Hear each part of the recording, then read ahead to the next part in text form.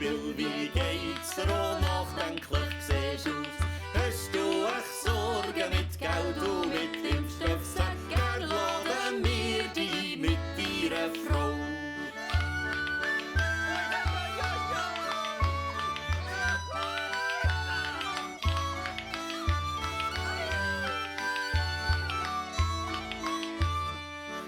In den Bergen, wo die Wasser frei fliessen, dort wo ein Adlerpaar Licht in den Lüften kreist. Komm, Bill und Melinda, es gibt heute ein Fest.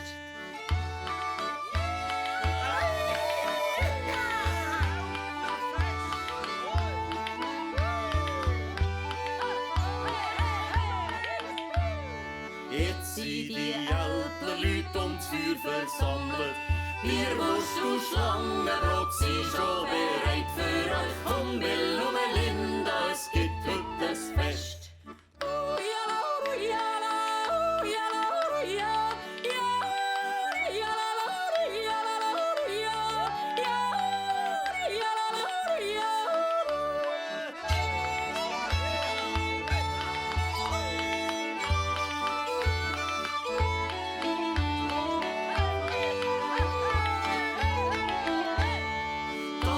Ist gross und alle Leute sind willkommen.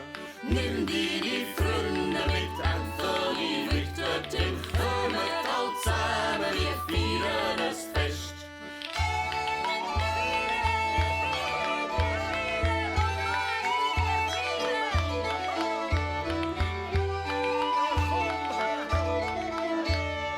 Hey Bill, siehst glücklich aus, die Alpluft tut gut, gell? Das Leben kann einfach sein, ohne viel Sitzungen, nicht mehr